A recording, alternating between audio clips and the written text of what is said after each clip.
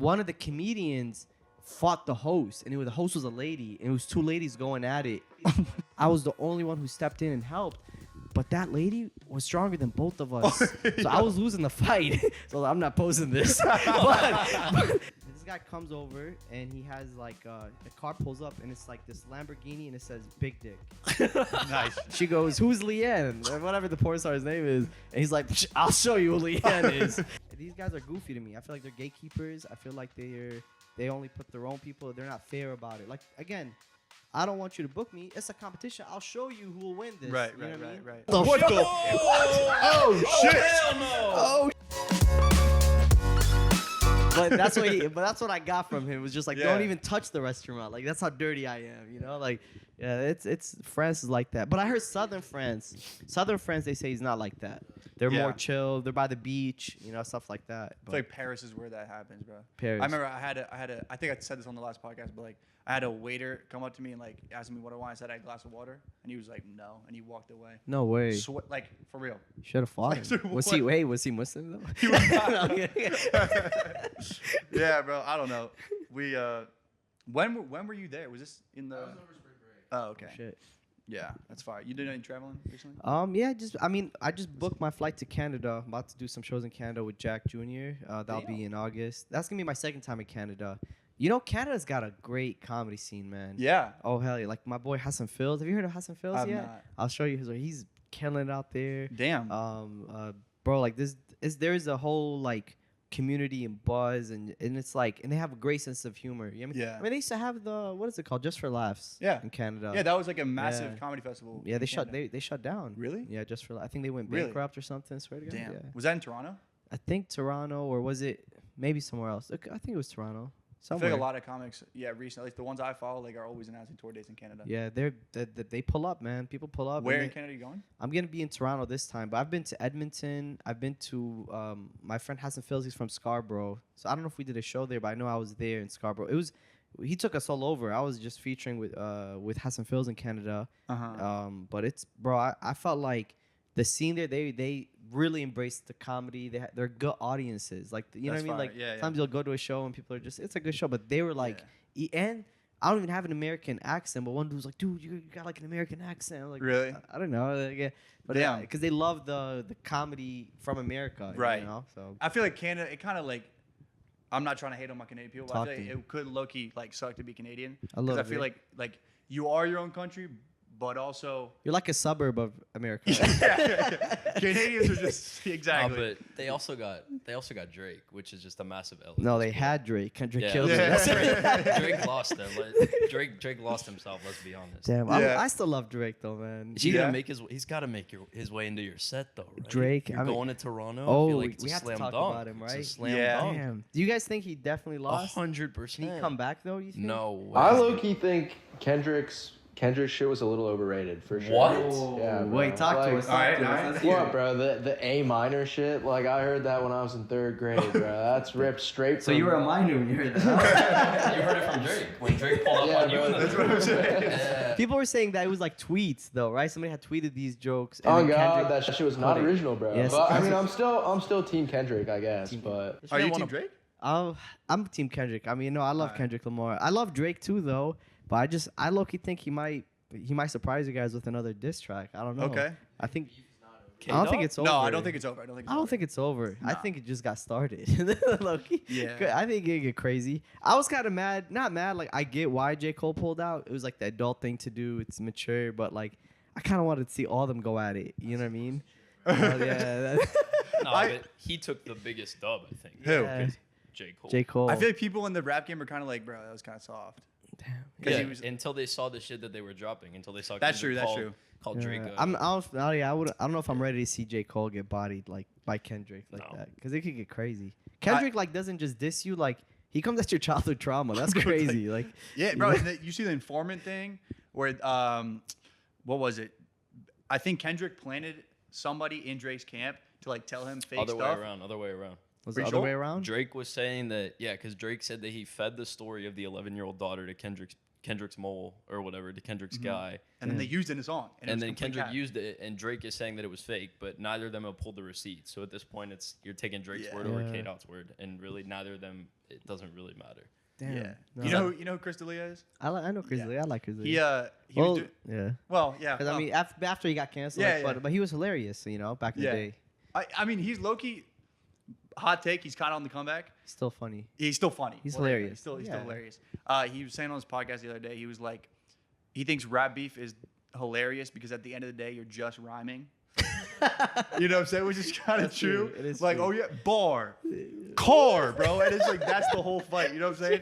And so he's like, bro, fuck the whole beef. It's stupid. I think it's kind of a funny point. It is stupid, man. Especially because Drake doesn't come from like, that's the other thing that people give Drake hate for. It's like, he's not like an actual gangster. No, but he acts like it. That's the problem. Exactly. Is there comic beef? You got beef with anyone? Do I got beef with Damn, anyone? bro. Like any Chicago or LA comedians you got beef with? Oh, let's see. Fuck. I mean, Cat Williams has started. No. Cat Williams has been beef with everybody. Should we crave beef right now? I think you should drop beef with Cat Cat. Williams, Younis beef. Yeah, right. No, I can't take on Cat Williams. I love Cat. By the way, did you guys grow up on Cat Williams? You guys like? No, I've watched probably like 6 or 7 of his specials. Really? Cat Williams, I grew up on him, man. Yeah. I love Cat Williams. I feel like ever since that podcast where he came after Kevin Hart, all these, and then Literally everyone. with Shannon Sharp. Yeah, right? with He Shannon made my Sharp. boy Shannon Sharp. Damn, That's crazy. Shannon's popping now, man. Yeah. But like that set off the whole year because then the Drake beef happened now, and then I just feel like he's Cat Williams started something with that. I don't know if we should do that today. I don't know. It's a lot going on in the world, man. Should I come after some comedians? Man, I'm a beef with T5, man.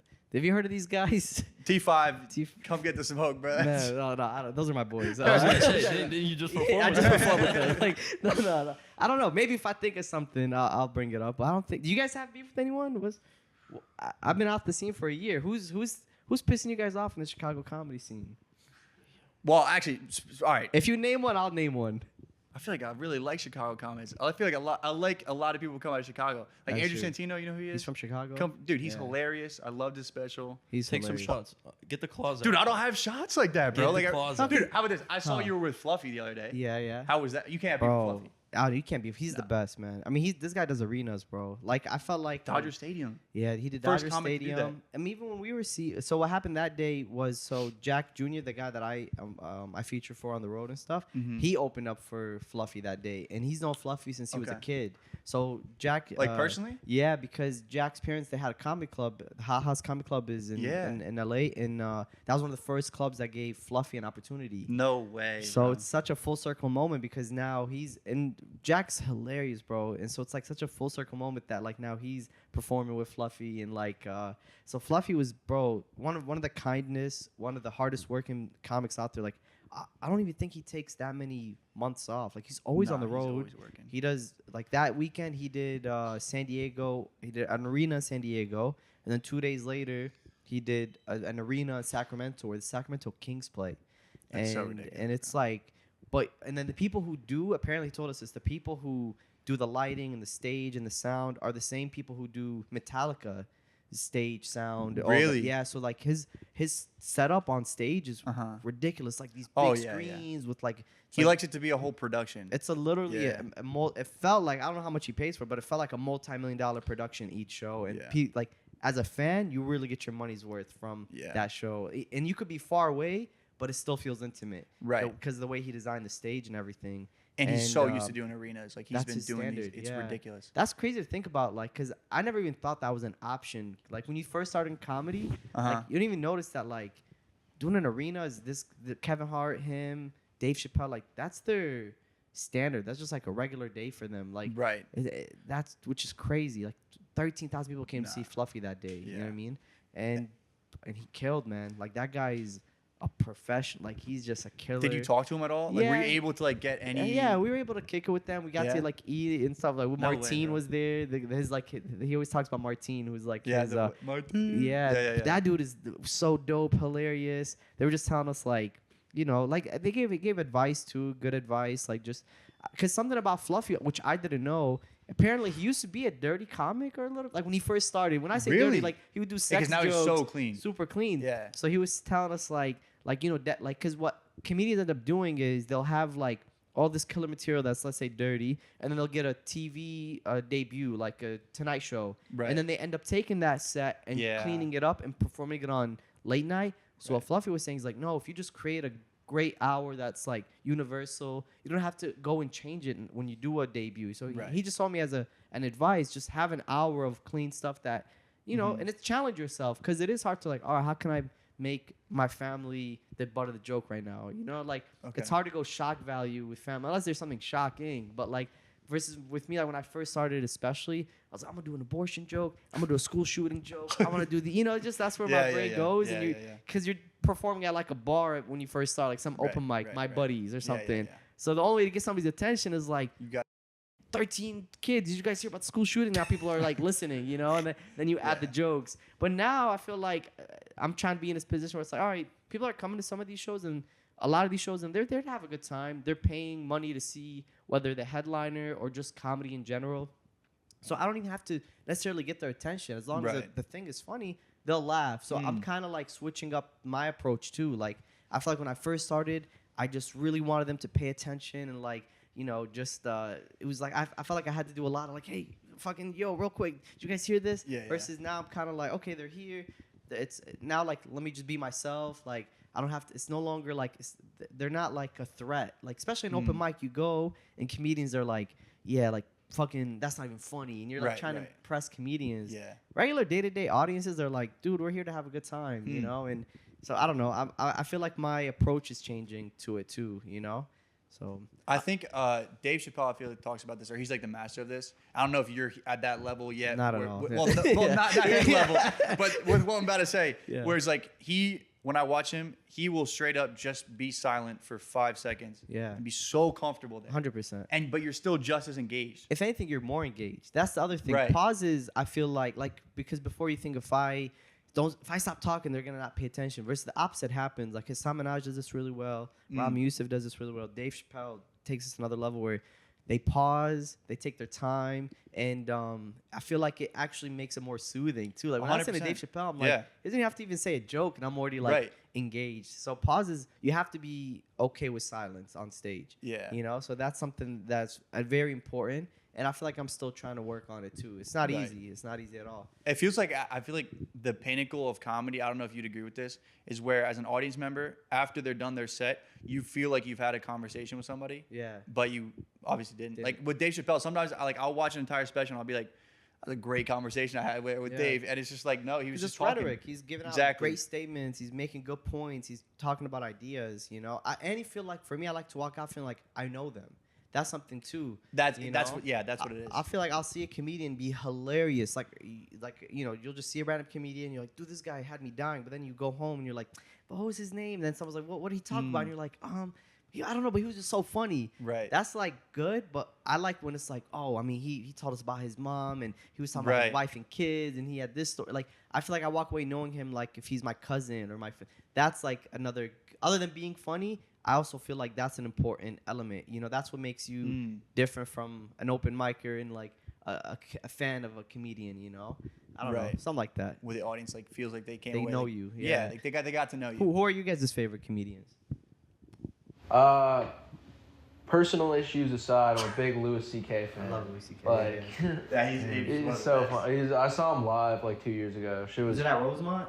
It was at the Chicago Theater. Oh, honestly, probably the funniest show I've ever seen. That's how I felt. Yeah.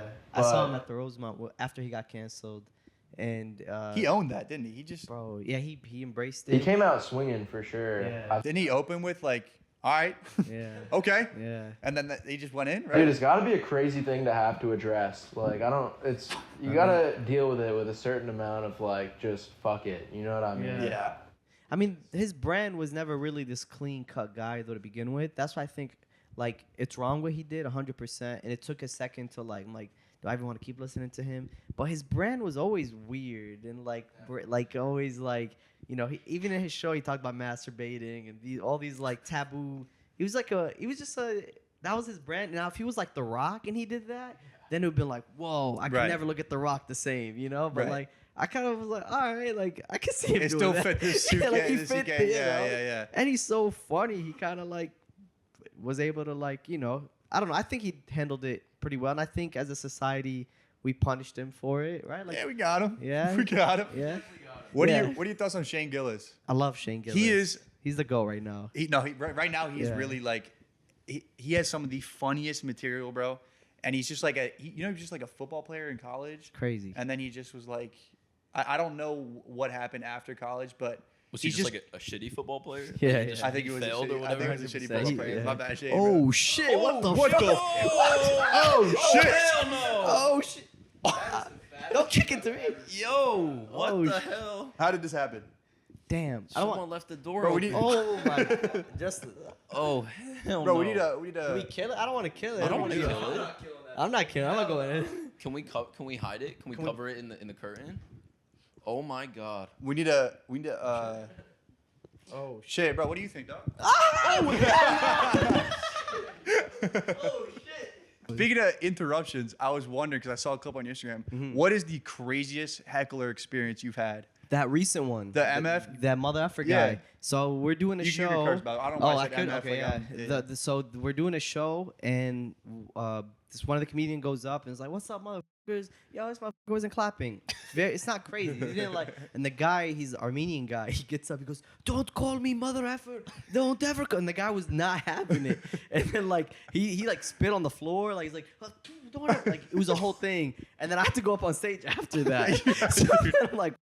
So I go up there and I'm like, you know, how's it going, sir? And he gets up and leaves. So I'm like, look, while he's gone, let me just do my thing, get the out of here. And then all I say, he comes back, and then I was just like, oh, what's up, sir? And like, oh, also when he was gone, I was talking shit about him. I'm like, you think I'm scared of that guy? Like, I'll beat the out of that. You're like, what? I was talking my shit, and then somebody goes, he's coming, and I was like, oh, how's it going, sir? Like, and then I had a joke, some like, you know, it was a whole like setup where. You know, something happens, and my mom, you know, we left Iraq, and all she wanted me to be was a motherfucker. And I looked at him, and by then he was cool, you know. But yeah, that dude, that's the craziest. Actually, I've never posted this, but I was in New York like 2 years ago at a show, and I'll send you the footage. I have it on my laptop. But one of the comedians fought the host, and the host was a lady, and it was two ladies going at it. And I don't know how it happened. The whole show, this lady kept heckling. And she was one of the comics on the show. And the comic was heckling the host. Yeah, and That's the crazy. comic was drunk, and I guess she was like, they just booked her. They didn't know who she was, and so I forgot what the context was. This was 2 years ago, but I'll send you the footage. The comedian ends up getting up and fighting the host, and that lady, her name was I don't want to say her name, but she was old. She was really old. She's a comic in New York that's kind of known.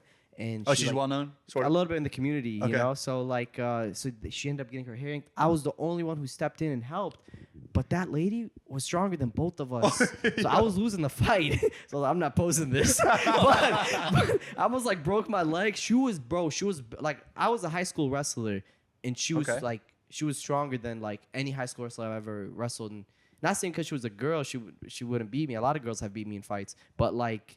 Oh, that bee's gonna come back. No, I'm. Keep an eye on it. Keep an eye on it. I got you. But yeah, that was the craziest thing. I broke a fight between two women and I lost. You know. So right. yeah. I feel like how do you mediate, right? Because you don't want to get like you didn't like start swinging or anything. And that one, no, I was just trying to separate, but I kept getting pushed from both sides, and like that lady swung on me, and like I lost the fight. Like I lost badly. Yeah. And like my leg was bruised up. I have the footage because my friends started recording when I jumped in, but it's just because no one was helping the old lady. Wait, were you on stage? I was about to go up. I think I maybe just got off. I was just watching the show at that point, but the lady that was getting beaten up was an old lady, so I just felt bad, and no one was helping her.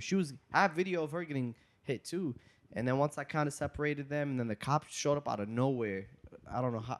I think they were just walking. You know, New York cops are just walking around, and I guess one of the comics got their attention, and then that's how it ended. That was the craziest thing that's ever happened at a show. You were talking about New York, and now that you're in LA, I feel like I've been to LA once, right? Okay. But I've heard that with talking about like cops and stuff, they just like don't really do anything. Cops in LA, I don't even see them. That's what I'm saying. I swear to God. I've straight up heard, like I was hearing something on a podcast the other day where like some guy straight up got hit by a car and like he called the cops. And they hung up on They it. hung probably. up, and they apparently got a text with a link. Yeah. And he had to fill out a form. That's what they say. While he's just lying on the street. Bro, His legs 100% halfway true. across the road. 100 They broke into my car window 3 times while I've been in LA. And one of the times was in my apartment complex's garage, and they broke into 48 other cars, right? Bro. And this is in a nice neighborhood, supposedly. And I call the cops. I say, hey, somebody broke into my car and 48 other people. And they're like, yeah, go on the link. That's what they say. Straight up? Swear to God. And then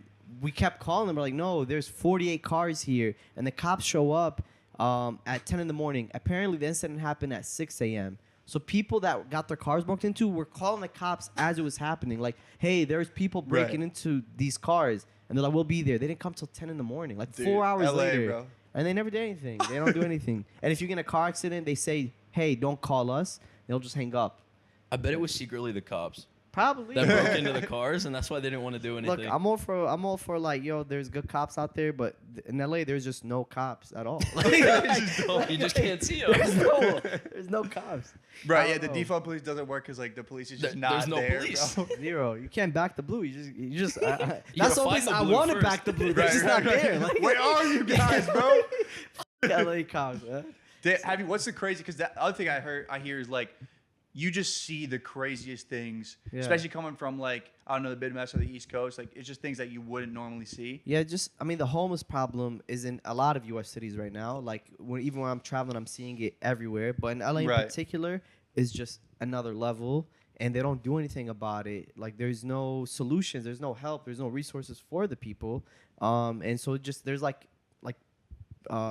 just tents everywhere. They're just kind of kicking it. Like, you'll just see like a naked LA person, homeless guy, but also maybe just an LA person. I don't know if they're homeless or not. You can't tell if they're That's homeless true, or yeah. they're trendy. I don't know. Right. Like, I can't tell the difference. I feel like Chicago homeless, they're more talented. That's my take. Okay. Like I'll see a homeless guy in Chicago and like he'll teach a pigeon to play dead. You know what I mean? Like, you'll see like they do tricks. LA homeless. The pigeons are the homeless people, bro. Both. LA homeless, they're lazy, man. Dude, Chicago homeless people are super chill, bro. I was 100%. on the train like a few weeks ago, and this guy was eating a burger, and he just offered me the rest of it. No, I was like, Oh! Shit, the bee's back. Bro, the beat, sorry. no, Oh, but I've shit. seen. I bet you a Chicago homeless person could figure this one out real Yeah, quick, that's bro. probably a Chicago homeless person. It's They can trick fly is to now. turn into a bee. No, Nah, but they're just more talented. I don't know. What are you gonna say? I mean, talented. I've seen multiple people take a shit on the L, which I think That's is, true. That's fair. Honestly, I consider that a talent because I don't have. Yeah, I've seen. Yeah, Do like, they they wipe pull down their anything or no? pants and then they no. Is they it just, quick? They're quick though. No, Chicago- some of them Oh, they take push their it time. out. Yeah, no, the people that are quick and can like ghost like Yeah. with no wipe, I'm like respect. Yo, That's awesome for They're you. moving quick. But man. like no, these people are pushing for 10, 15 minutes, and you Damn. can just hear them like groaning, and I'm like, bro, I already see it. I don't need to hear it too. Doug, I this smell happened it. to you? This happened twice. Wow. Yeah, On the once L? on the red That's line, too many once on the times. blue line. Shout out CTA police. They don't exist either. No, they don't. They're not there They either. need to bring some toilet paper around for real. I had a Damn. homeless person on the CTA try to rap battle me. So Oh, he no came way. up to me and he's the exact same experience. really? Was Maybe it it's the same guy? See, they got talent, bro. They got talent. He came up to me. He did his verse. He was like, "Your turn." Like he didn't have a mic, right? So your turn. I was just like, dude, what is happening? What did he hand you? Like a water No, bottle? Or your his- turn. Nothing in his hand. hand?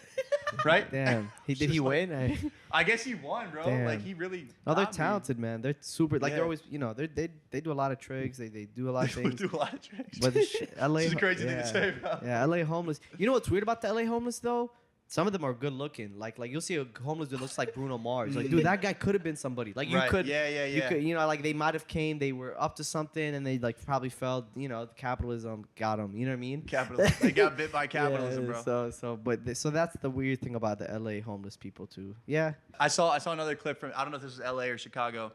You were in an Uber Uh-huh. and you were talking. What were you talking? This guy, you said I saw this dude was like, I've had sex with 15,000 women or something. Yeah, this dude picks us up. this First LA? of all, this was New Jersey. Ah, So okay. Uber driver picks us up from the airport. What I didn't put on the video, it was a 30-minute long, and out of the 30 minutes, I cut it, just the highlights.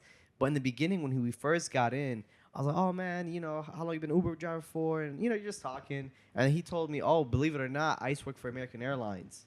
And I go, oh, that's sick. Like, what did you do? You know, he's like, yeah, I was there for 28 years, and I got fired for sexual assault. And he said it like this. So then right away, I was like, I'm recording this. And so I'm like, oh, really? What happened? He was like, yeah, I was on the plane, and I saw a lady. She looked like a porn star, and I didn't want to. I don't know how to tell her. So I just told her, you look like Leanne. And then she goes, who's Leanne? Or whatever the porn star's name is. And he's like, I'll show you who Leanne is. And he showed it to her, which is sexual assault. You can't show a lady a porn video like while you're on the clock. And he's working. Yeah. So he's like, I don't know why they fired me. And I was like, damn, that's crazy. I don't know why either, man. And he just kept he just kept upping it. Like he was just like, yeah, like, you know, I was like, you married? He's like, yeah, but I've been around. And that's when he was like, I was like, how long how many women have you hooked up with? He's like 15,000 women. Like, you know. No, but then he told you not to get married because then you can't cheat. Yeah, like, he was just, because I told him, man, like, I want to get married, man. He's like, no, don't do that. That's stupid. Like, go to Taiwan and pay for this much. I'm like, it was like, yeah, it was crazy. That dude was wild, man. I felt like he should be working Uber, man. Like I don't know what that guy should. He should be a Chicago homeless guy. That's what that guy. So this was somebody. So he was showing it to someone who was just on a flight somewhere. Yeah, he looked like he said he was on the flight. I think he was a flight attendant. I hope he wasn't the pilot. That'd have been crazy. Bro, he got up from his seat. Yeah, like, I gotta show this lady Leanne or something. And he showed her that was that. And then he asked her, like, do you want cranberry juice or fucking? Yeah, that's crazy. He was a wild guy, man. He should be working for fake taxis. Who he should be working for. I thought it was a prank. No, yeah, he should have. It should have been a prank. And then he told me his brother murdered somebody, and like, what else did he say? I think I kept that part in the video, and then it just ended. I low-key wanted to like get more tea from him. I wanted to see what else this guy's done. You know, like he was like. Get this guy on the pod, What a character. I do have his number. No Really? way. I do have his number. Did you ask for it? I didn't. He made sure to ask me for my number. I was like, no. So he incriminated himself and then was like, should I call him? Here's Should my we call him? contact Let's info. see. That'd be sick if we call him right now. There's no way. That'd be sick. 15,000 women. what are that's the a lot odds of he women. remembers you? I hope so. Let's see. Damn. The thing is, this is gonna sound weird, but I always kind of like save my Uber driver. You got multiple. Yes, I don't know which one to call. Read them out for We have Eric Uber, Hassan Uber, Uber. Because I'll have like camera equipment, all these things. So I'm like, yo, in case I forget something, I want to get their number. Oh, so it's only when I'm traveling. So I have, damn, who do we call There's a little first? bit of roulette here. But Well, speaking of planes, you guys seen the whole? You guys found the whole Boeing thing where like planes just start. You haven't? no, wait, what happened? No, Bro, they've so, been like- killing their employees. Bro, no. All right, so planes just the parts just start falling off the plane mid-flight. Wait, This what's the happened- employees part? They killed their Well, this employees? is where it gets to. So like, hella planes have just been just breaking mid-flight, like windows cracking, like metal just falling off. Crazy. And I think it was their CEO killed himself, or like that's like the. We can go down to conspiracy land Let's here. go conspiracy. I don't know if But, it was like- the CEO. They had two employees that Oh, basically no, sorry, it's the whistleblower. they blew the whistle. Right. They were whistleblowers. Yeah. And they're like, yeah, Boeing, shits the bed on their inspections. They use duct tape to fix windows and shit. Wow. And then one of them, super healthy guy, comes down with this illness, dies. And then the next, like, it happens maybe a week later to the next one. What the And they're both dead, completely healthy. way. Yeah. This is recent. Oh, yeah. this This has is been recent. happening for the past couple months. And I heard like yesterday there was some shit with a plane. Oh shit, the B, bro. There was some shit. It's chill. It's chill. Oh, okay. There was some shit like someone died from turbulence on a plane. Oh, What? yeah, I did see it. So, yeah. Oh yeah, I did. see Guy that. just got like whipped around and like 13 people went to the hospital or some shit. The fuck? Did you see that? It just plummeted straight down. I think it died. Did it die? I think so. Oh, dude, no, he's on the windowsill. Oh. Yeah, so I This think it fucking was. B, bro. All I right, think go it was ahead. in. It's a Boeing plane, bro. I think it was Beast, literally. I think it was in Asia. They had some Yeah, turbulence, yeah. and then one person died, and then everyone else got injured or something. What the fuck, man? All right, you Yeah. want to hear crazy conspiracy? Yeah. All right, this is what I heard about the whole Boeing thing. This is we're taking a dive. Yeah. All right, we're going. I all love in. playing conspiracies. All right, okay. If you got some loaded up, let's do it. Oh, trust All me, right, I got one. so they're saying this is all a setup because the liberals. Trump's gonna die on a Boeing plane. Homie's on edge, bro. I thought it was the B. Trump's gonna die on a Boeing plane, and because Boeing's been having issues the past couple months, no one's gonna think that they killed Trump, but he's gonna die on a Boeing plane right before the election, and he's not becoming president. No, but here's my problem with the. Did you create that? Here's No. my, I heard this on another Here's podcast. my problem. Wow, Here's shit. my problem with these conservatives that are saying that, dog. Trump is never flying a Boeing. He flies private. No, bro, dude. He's got a Bro, Boeing he's got makes, a private They plane. make hella planes, He's bro. got a private plane, And the Air Force One is not a Boeing plane, so he's chilling. No. Trump's airline, Trump's plane is a Boeing. Trump's private plane is a Boeing. It's a Boeing. It's a Boeing 737, I think, All right, which is what they're saying. Well, once he hey, gets president, I don't believe he'll this, be but the. like, Was the plane that the president of Iran that fell recently, was that a Boeing? that'd be another Gotta look great. into this thing. Man. You guys heard about that? Right? Yeah. That's crazy. I feel like even if it was, they wouldn't look into it. Yeah, they wouldn't. Yeah, not here in the U.S., bro. Tell me that, yeah. Damn, so Boeing's just f***ing up right now. I mean, I feel like they've been f***ing up for years, though, right? Boeing? Boeing? They've been, like plummeting for, like... Yeah, I think, and now it's just, like, it's cooked. But, like, also, like, you're still going to get on a plane, you know what I'm saying? I have to. Damn, I'm going to drive back to LA. Yeah. Make the trek to LA? I get motion sickness from planes, man. Really? Yeah, I get bad motion sickness. I take, like, the pills for it and stuff, like the Dramamine. Yeah. I've made it seem like I'm doing drugs. Like, it's Dramamine, you know? Damn. So what do we do now? Are we protesting against Boeing? What's going on? I think people just don't believe that guy actually died. So they're trying to be like, he's they dead, killed though. him. No, They're trying he's to protest that or whatever. Damn. Or no, that he died of that illness. You know what I'm saying? But I mean, I think the bigger problem is, right, like, you still got the crazy people that are, pulling the dogs out on the plane. For me, that makes me feel way more unsafe than the Boeing. Oh. Like, if I see someone without their shoes on a plane, I'm walking right off that plane. Yeah, they do that. But if I see the Boeing, like, duct tape, it's chill. My dad does that shit. I'm not gonna lie. He takes his shoe. No. All right. What state do we think he's from? After This that guy? comment, his dad does not wear shoes on planes. I What mean, he state? either could. Is your dad Arab? Is he either Arab, or he could be like from Oklahoma? I can't. Extremely white. God damn it! I mean, you're. What kind of person is in the headlines often? Oh, Florida man. Florida. Yeah. That's That is a crazy.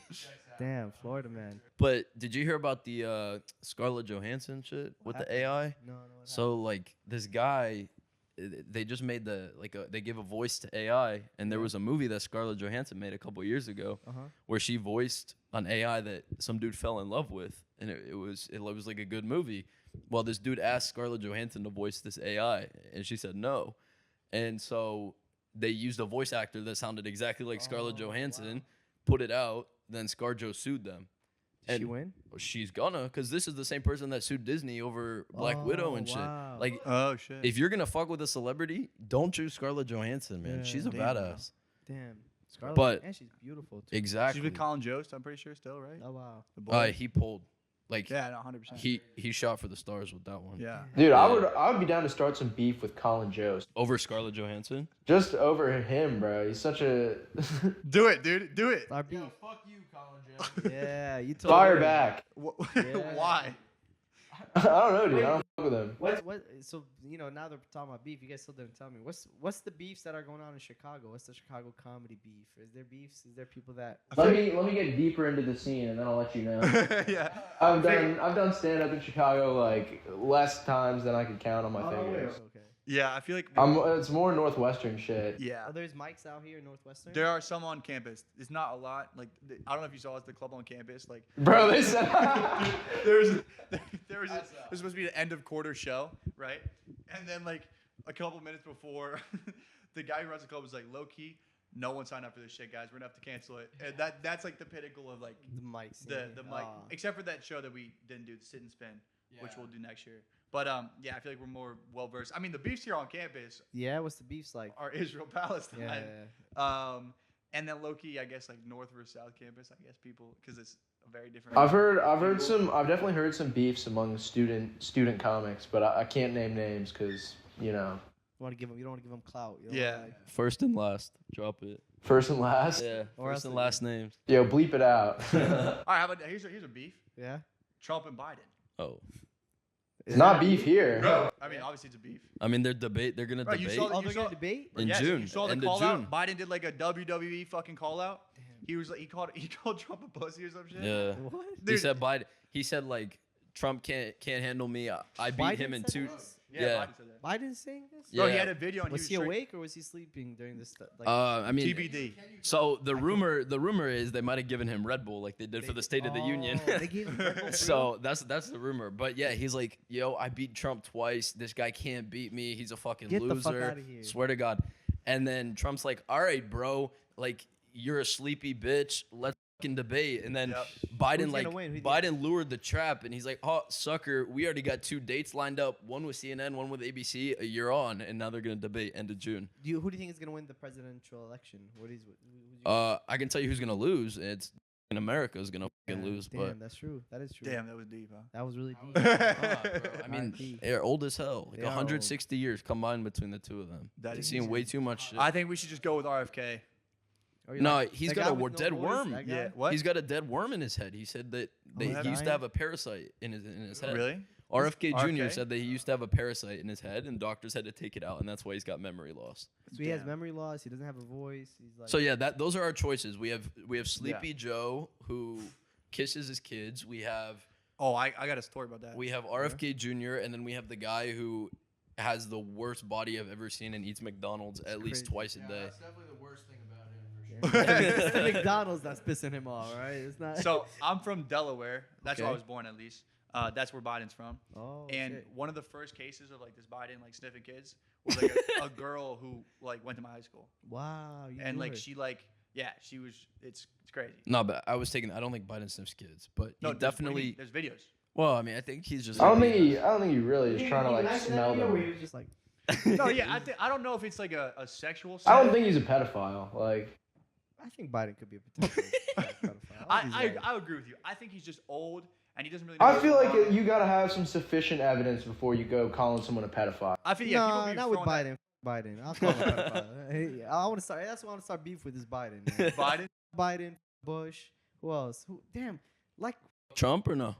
Trump. The thing is, this is what's weird about Trump is like when he first announced that he was running for president and he did like the Muslim ban. He called Mexican people rapist. I was so pissed. Like, I was like, fuck this guy. And then like somebody was telling me recently that when he was president, he was the only president in recent times to not have an Islamic terrorist attack happen while he was in office. I did hear that, yeah. So the Muslim in me was pissed that he was president, but then the American me was like, the Muslim ban worked. Like, what? That's stupid. That's a stupid joke. But like, I just think he's entertaining. I don't want him to be president. I just think he's funny to watch sometimes. Well, Kanye pulled up to the Oval Office. Remember that, bro? That was crazy to see. He pulled up there and he was pro-Trump at the time, right? Yeah. Is he not? I think he still is. Yeah.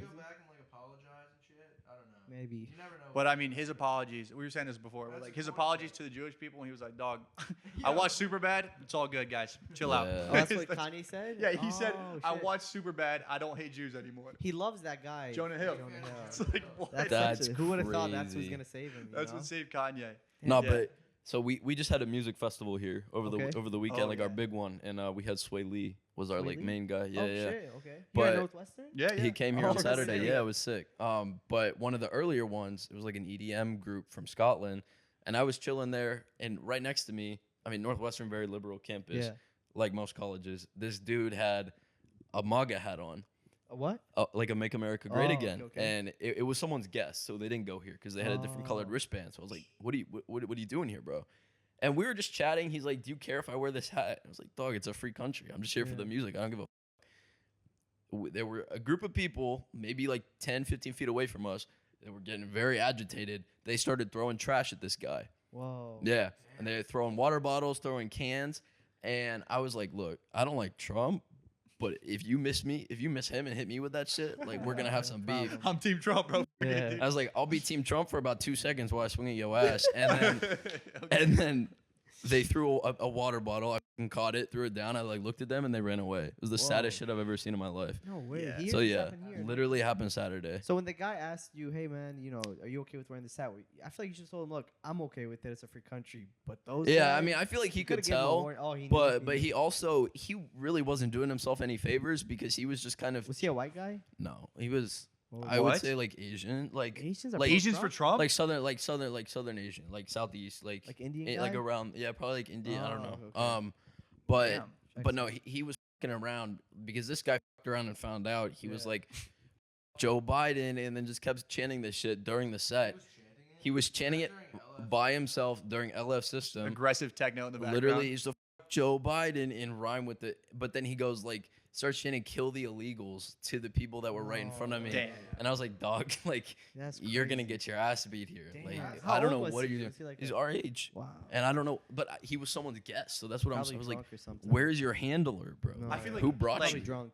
Like, probably just like, yeah, he's probably just He's on one. It was Yeah. crazy. Yeah. Damn. I feel like cancel culture on campus is pretty. We talked about this in our first episode. But like, especially at Northwestern, it's It's a tough spot, which sucks to have a strong opinion one way or the other. Yeah. Like, even with what we've talked about on this podcast, I'm sure there's plenty of people who are going to be like disgracefully offended, which is funny.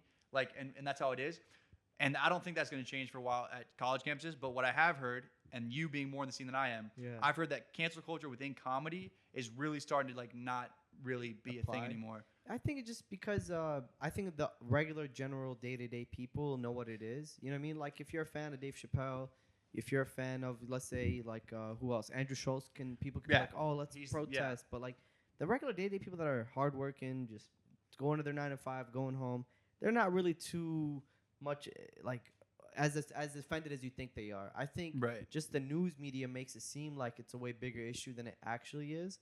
But the regular day-to-day people, I think, if someone's funny, they know who they are at their core. Like, Dave Chappelle's intentions are pure and they're coming from a funny place. Well, a lot of people would not agree. Yeah. I said Dave Chappelle was my favorite comedian in a comedy class here on campus, and like everyone got. I mean, like, I can see. I get why. Because there's that whole other side. Like maybe some people misunderstood. Well, bro, remember, she tried to show us what was it? That fucking comedian, old Richard Pryor. Oh. Wait, don't disrespect Richard Pryor. No. Well, yeah, low-key. Okay. No. She put it on, and then everyone wasn't with him, right? No, it was just like two people, and they were like, this is not okay. Because he was making like jokes about black people. Wow. Oh, yeah. They were like, Richard Pryor's not allowed to be saying what he's saying. Yeah. Some like, who said it? White girl said that? Or yeah. In class? Yeah. She's speaking up for what? Yeah. What Richard Pryor. That's what I'm saying. On campus, this whole thing is crazy. I mean, I don't know what the context of the thing was, but one, they have to remember that was in the 70s or 80s or, early, so.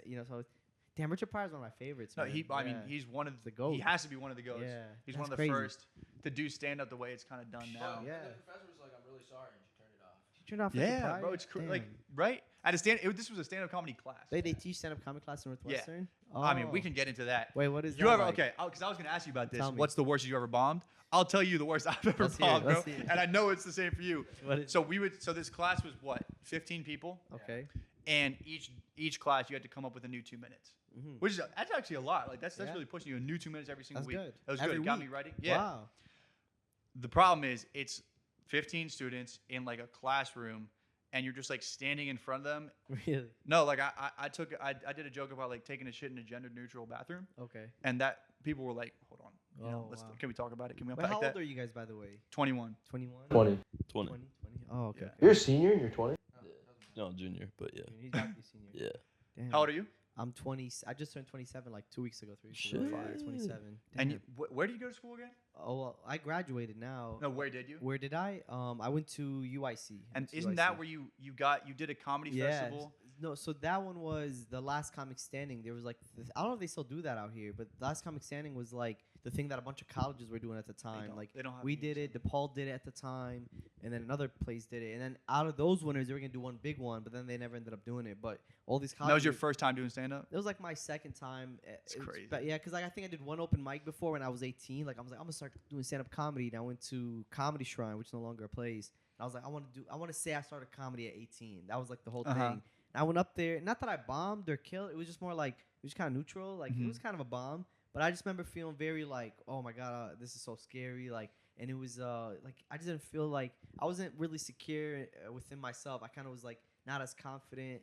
Right. And I just remember thinking, that's not for me. I'm not going to do this. And then I just never did it until UIC. I think I was 20, maybe 21.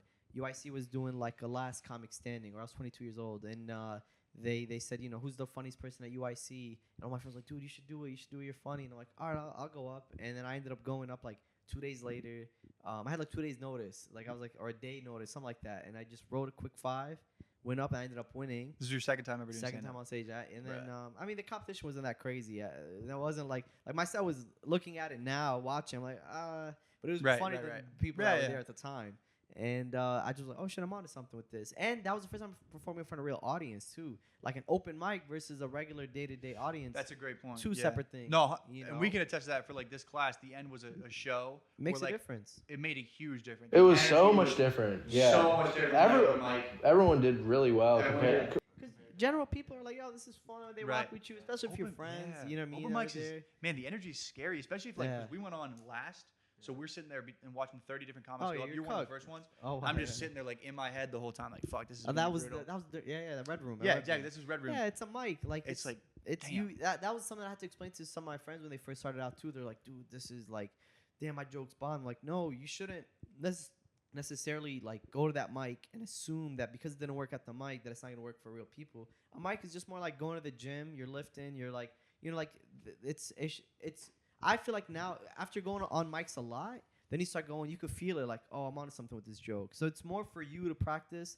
And I wouldn't recommend even trying to make the random comedians like laugh. Like I remember early on too, there was I went to an open mic, and at that point I was like, I had like a nice 5 that I was finally perfecting. And it was like a year in or 2 years in, and I was like bombing, but it was like very weird because these jokes usually work even at a mic. And I was like, and I remember getting in my head about it, and it was at the what is that one in Bridgeview, the coffee house, Ashbury Coffee House. So I remember going up, and then like at the time I didn't know these people in the room. They were comics, but I didn't know them yet. And I just remember like the specific group, because when you bomb bad, you kind of like remember it, like every detail almost. So I just remember like, man, these guys didn't laugh. Damn, this comedian I like, it's like that he didn't laugh. Fast forward 3 years later, they were asking me like, what was the worst mic you went to? And I was like, man, I went to Ashbury and I bombed. They're like, no, I was there. We were actually funny, but what we did is we thought it'd be funny if we said, yo, no one laugh after this guy. Let's just F around with crazy, them. Bro. And so that day, I was thinking it's me, and it ruined my day. But it was these guys just bored. Let's give them a hard time. Right. And it stuck with you, too. It stuck with me. You know what I mean? And I'm like, oh, shit. So that's when I learned, like, not to take it personal. Like, even when you go up and bomb, like, just go back home, watch your footage, see what you could do better. But you shouldn't let it, like, debilitate you and go, fuck, I suck. I'm a shitty person. It's like, no, man. That's just stand up. Yeah. And each person has their audience. That's the other thing too. Like there's of course general funny where it's like, man, you just want to kill in front of every audience.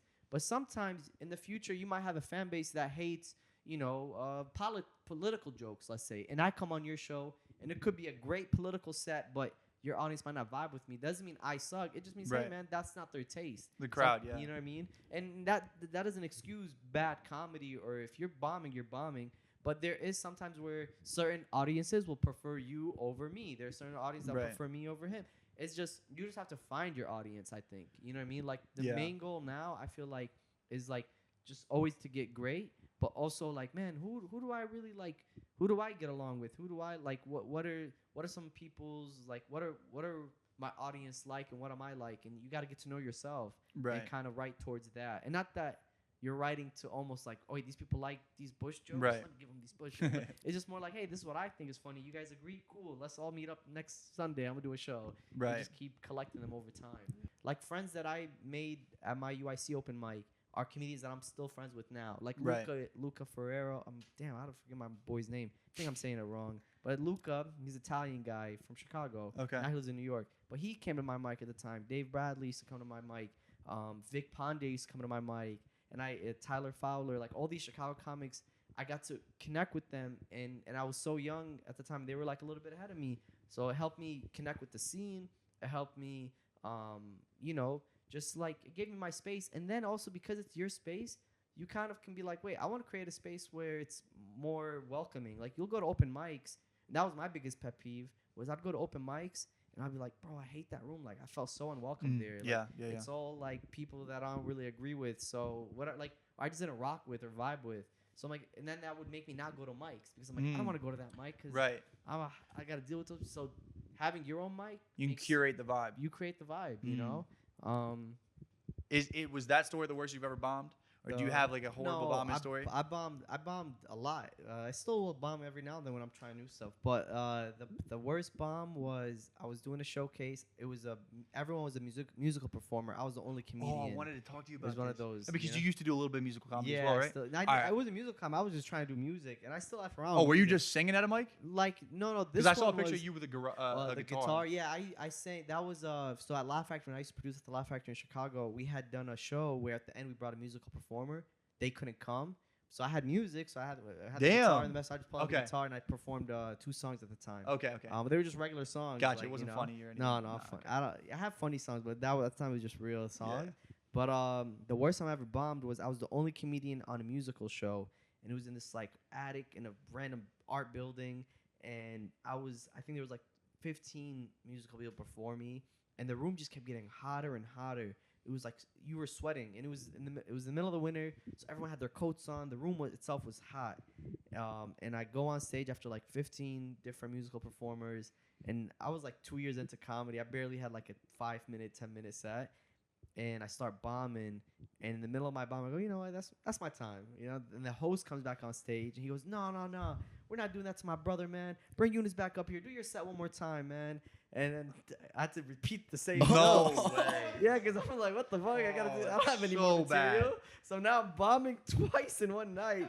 In the middle of it, On like, the same set, bro. and I was just like, it was the worst. He said, "No, finish it, man. Finish. You got 2 minutes. No, do your whole set." You know, like, oh, so I just bombed twice. It was You dead just repeated silence. the same joke. It was dead, 100%. It was dead silence. But now it's more like with pity. Like people are like, we can't say anything. You know, because it was bombing the first time, and one girl goes, "Failed." That's it. That's all she said. And I was like, all right, that's my time. Yeah, you were like, all right, that's and my the guy's cue. like, no. Bring him back up here. That's our brother. Oh, Like, that's worst case scenario. So it was I bombed twice in one show. I was like, it was unheard of, man. He was trying to stick up for the He brother, was. but he low-key threw you under the bus. Yeah, the idea was nice, but the theory, he should have thought it through. It's like, this guy sucks. Like, I should not have been on stage. I wasn't ready, you know. Was that when you were working at Export Fitness? How did I work the expo? That's the real question. Okay, so just for context, that's funny. he loves to do this every podcast. Yeah. I'm surprised you waited this long, but he does a lot of research on the Research. guests. Oh, and shit. then he'll just drop it like, remember that one Teddy Graham you had 30 years ago? Crazy. It's like, what? I didn't work at Export. That's funny. Was I working at Export? No, at the time I was actually. No, I was working at Export at the time. Damn, that's crazy. Damn, That was crazy. bro. What was that like? What was the gym Export? life like? Yeah. Bro, first they hired me as a janitor, so I was cleaning, and then it's actually crazy. Then the guy found out that like, oh man, this guy's funny as hell. What's he doing in the back? Because by the time I was done, like the first 2 months, I knew everybody at the gym by that point. Yeah. So even though I'm the janitor, I'm always like cracking jokes with the gym members, and like, dude, this guy knows everybody. And let's see, he's good at talking. Put him on sales, and I started doing really good in sales. I was the guy who signed up the dude who owns the Portillos. No What? way. Yeah, To Export Fitness. Export Fitness. And Does you he got look- him on? It was me, my boy Brian Cotton. Brian is the Damn. manager. Yeah. Does he look like he needed to go to the gym? Like, did So he this eat Portillos all the So time? first of all, this guy comes over and he has like the car pulls up and it's like this Lamborghini and it says Big Dick. Nice. He goes, his name is Dick Portillo's. I mean, how much clearer could it be Yeah. that he has a small penis, bro? And That is crazy. So he comes in, he goes, I want to sign membership. You know, you have him fill out the form. He literally put Dick Portillo. And Are you swear to serious? God. And then my manager, one of the other managers was a girl at the time. She goes, hey, sir, like, you know. You thought he was taking the piss. Yeah, she was like, you can't put Dick. He goes, no, that's my name. It's Dick. And I was like, can we just call you Richard? Nope, it's Dick. And then we kept it as Dick. And then this guy's I think almost a billionaire. He's This Portillo's guy. Portillo's guy. He sold a lot of it. He owns the real estate still, but he sold the Portillo's brand. Shit. So he owns all the property of all the Portillos, but he sold it for like I don't know how many hundreds of millions of dollars, and so he's got money. Genius. He wanted the best deal he could get. So I'm trying to be like, bro, it's, just pay the regular membership. Just pay, like, give me my cut. He's like, no, I want a discount. What if I provide once a month? He would drop off Portillo's for us. So I gave him a good deal. So it's like $20 for the membership or something. So we gave him a vendor deal because he's giving us free food. We gave him a good discount. Him and the dude that would do the game, you know that one thing, the surgeon game where if you move it. Operation. That dude, they used to work out together every Sunday at like 6 a.m. Wait, the guy who made Operation? Operations lives in Downers So Grove. weirdest group of people, bro. They work out at Downers Grove. Yeah. At Export Fitness. Export, Hey, yeah. jeez. And Damn, so they would bro. come when they tag in. They would always come with the freshest cars, like a Lamborghini, a Bentley. Did they all say Big Dick? on him? McLaren? No, I don't know the other dude's name. I forgot him. But so Big Dick would come, hand over like Lamborghini keys. You know when you check in people. Yeah. Key Valet? tag. Yeah, no, their key tag. You know, Oh, like when you yeah, have your yeah, yeah. gym When you key got to tag. swipe in. Yeah, so it would always be like a Lambo, a McLaren. That's whatever. so crazy. I'm Yeah. shocked they didn't run with the private trainers. No, they would just come 6 a.m., talk shit, work out a little bit, and then just leave. Show Every face. Sunday 6 a.m. That was their workout. Damn. I don't know if they still work out there now, but this was like a couple years ago. Yeah, shout out Big Dick Portillo. Shout out Big Dick Port. Are you Portillo's guy? I love Portillo's. Yeah, Really? Yeah, I love it. Portillo's is good, man. What do you miss most about living in? Chicago? Well, yeah. Or yeah. I just feel like Midwest in general is just more friendly. People are just kind of more of like they're down to earth, a little bit more vibey. Like your neighbors, you know them. You know what I mean? At least like right now, my family lives in the suburbs. Like, you know your neighbor. You say hi. Like everyone's in a decent mood. I feel like LA, everyone's kind of just like everyone's like in their own little box, and I think you're in traffic for so long, you're like cooped up. So everyone's just a little bit more angry. It's not as nice, and when you're nice, it almost comes off like you're weird. You know what I mean? Yeah. That's like, why is this guy? He's trying to use me. That's why he's talking to me. Because that happens in LA all the time. Right? Yeah, so it's understandable. So it's like I feel like it takes a second for people with me because I'm very friendly. Yo, what's up, man? Like your set, whatever. Like I'm always talking to people. So I think at first I probably came off like, who's this guy? Why is he so nice? What does he want from me? But I don't want nothing. I'm just saying what's up. You know. Damn. So once they kind of that happens, then they put their guard down. It just takes a second. But not saying like all LA people are like that, but general. Yeah, I've heard LA's. I mean, it's one of the most cutthroat places. And it's so hard to make friends because you never know if the person is trying to just use you for connections and stuff like that. But you could usually like, I think in general you'll start noticing. Like you'll notice when somebody's trying to use you or when somebody's low key just rocking with you. You know what I mean? Because you could feel it genuine. At least I have a good gut feeling. Like man, this guy's being genuine. And I feel like if you operate out of genuine. Like hey, I genuinely want to rock with this person. I think it could be read through pretty well too. And it doesn't take long when you notice somebody's finessing you. You know what I mean? Mm-hmm. When you ask me like, what's the beef you have with Chicago comedy scene? Yeah, I just felt like the comedians were the dope. You meet dope comedians. They help you. They put you on shows. But the clubs, like these guys are goofy to me. I feel like they're gatekeepers. I feel like they only put their own people. They're not fair about it. Like again. I don't want you to book me. It's a competition. I'll show you who will win this. Right. And when think about it. Like I went to LA, and in 1 month I was able to perform at the Comedy Store, booked by the Comedy Store. That's so crazy. The Laugh Factory in LA, not the Chicago, and the Improv. In 1 month I was able to. And I had, matter of fact, not one, 2 shows at the Comedy Store within 1 month of being there. So iconic. So it's like, okay, so I'm obviously good enough to be on those stages, but how come I can't be when I'm in my own city? And that's something that I never really liked about the Chicago scene. And you don't get any of that out in LA. No, it's because if you put me on stage, let me speak for myself. I'll go up, you know what I mean? And if I have a bad set, I'll be honest about it. But I did my thing. I held my own. Like, what Arab is performing at the Laugh Factory or Zanies on any given night? Any Arabs? Any Muslims? Any immigrants? And I'm not saying put them just because we're Arab, but it's like, no, I'm saying change it up. Give a little diversity. Like, I'm tired of seeing the same 6 white guys go up. You know what I mean? And if they're funny, they're funny. But hey, I feel like I could compete with this guy. Why don't you're running a comedy club that has shows every day of the week. You can't give a Tuesday at a regular time. Well, why is it on Tuesday 5 p.m. specialty act and you guys produce it and we're gonna keep half the door deal? That makes no sense. You know what I mean? Because you don't see any of that in LA. No, there's a lot more diversity. It's more diversity, and I feel like because it's in LA, the harder thing is really if you don't have followers, that's kind of like they might not put you up. But then again, some people have a lot of followers. I think it's a little bit more talent based, a little bit more. Like if it's a results game. Yeah, like I think if you're good, you'll get stage time in LA. I mean, if I was to ever move back, I would say I'll try to create a scene. I'll try to help create a scene that's just a little bit more open, a little bit more, like making space for everybody. Yeah. Yeah. So damn. So you're probably gonna stay in LA for a while then. Yeah, I like LA. Yeah. Do you have any? We can probably end with this. Do you have any crazy celebrity encounter experience? Because I feel like everyone says they go to LA and they run into fucking. Yeah, you run into people for sure. The biggest one was I would say Kevin Hart. I didn't get to talk to him, but it was at the Bourbon Room. I was booked for a show at like 9 o'clock, right?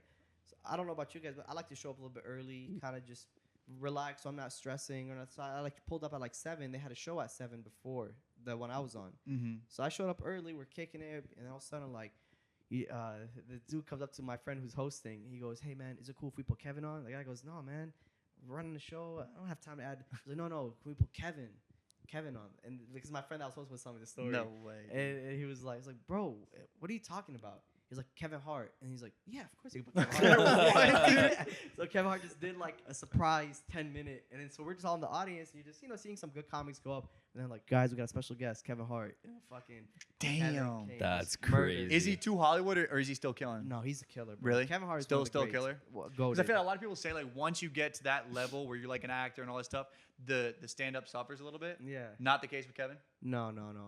Matter of fact, I wish I had that problem where you got so much money you're not funny anymore. I can't wait for that day. It's like, damn, this guy fell off. He's got too much money now. No, Kevin Hart's a killer, bro. That's one of my favorite comedians. And he was just doing a surprise guest spot because he was doing new material. That's ridiculous. And it was still funnier than anything I've seen, you know? So but I didn't get to talk to him. I wish. Damn. Joe Coy pulled up on Random Tuesday. I got to see him. I heard, I mean, he's... By the way, one of the nicest guys in the world, Joe Coy. Okay, like I went in there, I'm like, hey, he's like, get in here. He like hugged me. Same thing with Fluffy, one of the nicest guys. That's like, so cool. And genuinely nice.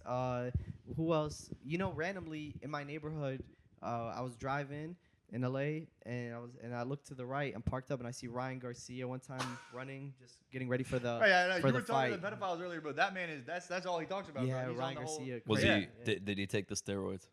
I don't think so. Damn. I don't think he did. I don't think he did. I have an interaction with Kevin Hart actually. What? Yeah, when I was younger. Yeah. So what? I was at Disney World. I was probably like, 9, 10 years old. We were at one of them water parks with Typhoon Lagoon, and we were just chilling in the lazy river, and all of a sudden, like we looked behind us, and there's this huge security guards in the lazy river, full clothes, making like a circle around this person. And I was like, who the f is in the lazy river with their security guards? And so I get out to peek up because Kevin Hart's short. Yeah. Like, no offense. Is he as short as he's like my height. Really? Kevin Hart, yeah. All right, really? so he's not. Oh, no, he's not that short. I'm but anyway, short, these security guards were tall as f, so I couldn't see anything. I was like, what is going on here? So I get out, I throw my tube. I look up, it's just Kevin Hart chilling with his son in the lazy river. But he's not really, he's like floating, but he keeps running into his security guards because they're just walking through. And so me being the weirdo that I am, I'm like, oh shit, I know what I got to do. Jump in at the next point. I piss. And I'm like, oh yeah, Kevin Hart swam through my piss. And I was like, let's go. Oh, come on, bro. But no. His kid was there. His kid was dope. Like his kid wasn't in the little security guard circle. This kid. Yeah, but it was chill. But we were on another ride later that day. And it was a long line, probably like 30 minutes. And all of a sudden, we just see this guy coming through the line. And we're like, who the f is cutting the line? And I was like, I'm ready to throw hands because that's just me. I'm like, no, I'm not going to do this. And then it's like, oh, okay, Kevin Hart, yeah, go for it. Please be my guest. But yeah, no. Damn. So I'm curious because you mentioned Joe Coy. Did you do stand up in front of him? No, so I was. Can I be honest? That day I got bumped, and so I was supposed to go up. It was Arabs night or something at like Laugh Damn, Factory. bro, you talking all this shit about Chicago, but they bumped you on Arab night in LA. This is what it was. They go, yo, man, Younis, we have somebody coming, whatever. Because I was like, I think second to last or something. And I was like, who? And I'm like, they're like Joe Coy's. Man, are you kidding me, bro? It's Joe Coy. I'll get bumped 100 times for Joe Coy. Right. I deserve to be. Everyone deserves to be bumped. Yeah. You know what I mean? Joe Coy. And then he just did his thing. Who else was there before? But that's a cool Kevin Hart story, by the way. That's funny. Fluffy. Trying to think. Have you done stand up in front of anybody that's super? I mean, yeah, they're in the audience. They're on the shows. Like even the last show was on this past Thursday. It was like Craig Robinson from The Office. Damn. Who else was like Renee Vaca's killer? That was just like a random show. Wow. The biggest person on the lineup that I've performed with, I'm like, oh, I mean. But back in the day, this was like a couple years ago when I was in Chicago. I mean, I hosted the show for 21 Savage and Kuko. That was probably the biggest person. You were the host? I was the host for like a shit. Yeah. That is so cool. So that's crazy. This was when I was in Chicago, by the way. Not when I was in LA. Like just but I'm not good enough for apparently to go up at Zanies, on a competition. But what's it called? Who else? Yeah, I mean. Damn, at this point, I mean, there's been a lot of great comedians. Some of them are not necessarily like for me in my community. I love Maz Jobrani, and I've been able to feature for him on the road. And he's massive, right? He's huge. Yeah. I love Mo Amer. I love this guy. I love there's a lot of great people that I love and got to either share a stage with or, but yeah, I don't know. It's not coming to. I'm trying to think who else. I mean, the names you already listed are insane. I was gonna say, yeah. Who's who? Dane Cook. No way. Yeah, Dane Cook. He's. You performed in front of him? Yeah, no, with like on the same show and stuff. Dane's one of the greatest, man. That's what I'm saying. Dane Cook is, by the way, like we like he's a type to like at the Laugh Factory, like after the show, everyone's like in the green room or whatever. He's just giving advice. He like. Oh, this is the Green Room Podcast. I don't even know. Oh, this is what it's called. It's the Green Room Podcast, bro. Cool. So Dane will like even like he would like message me on Instagram like, yo, nice seeing you yesterday. No like, way. Yeah, Dane is like one of the nicest, most amazing people. Just Killer, by the way, That because is- he has this bit. I'm just gonna like tell the idea where because he performed in front of the troops in Iraq. Damn. You know, so he had Yeah. this whole bit about it, and I was like, man, I heard you perform for the Iraqi army. I just like mess with him, you know, like Yeah. But like he's goated and gives so much advice. Like that's somebody who was like sharing and you know like opening the doors for the future people. Like Right. he made a nice post like about because it was like a bunch of new comics in Green Room that day. And he was like just kind of giving us That's all so advice. fucking cool. So Dane's a goat. It's good to hear stories of people not going full Hollywood. You know, because like you hear a Yeah. lot of stories like don't meet your idols. Of It's good to course. hear that a lot of these guys, especially in the comedy scene, Yeah. are really out to help. Because Like, comics are like one of the It's different, yeah, guys. you know what I 100%, mean? I yeah. think there's probably the odds maybe for if we were actors and then you see like some- 100, yeah. I think yeah. they're like I could see them being more of a standoffish type of people, but comics are good. Just you know, in general, they're like Yeah. you know, they're kicking it. You know, Damn. but Well, Yeah. dude, that's fucking you guys sick for to having hear. me. Yeah, thank you so Yeah. much for coming on. Yeah. Best of luck in LA. Thank Keep you guys, killing man. it. And yeah, we'll definitely do something in the future. I wish you guys the best. Thank you for having me on, man. Of course. Yeah, the for green sure. room, bro. We had a good Hey, time in the green thank room. you Huh? guys, Yeah. man. Shout out, rest in peace, the B, bro. By the way, we Oh yeah, shout first out to casualty B. for the Big podcast. kill. That's tough, you know. But yeah, check us out wherever you get your podcasts. And thanks again for coming on, man. Thank you, Appreciate guys. it. Thank you. Awesome. It's a wrap.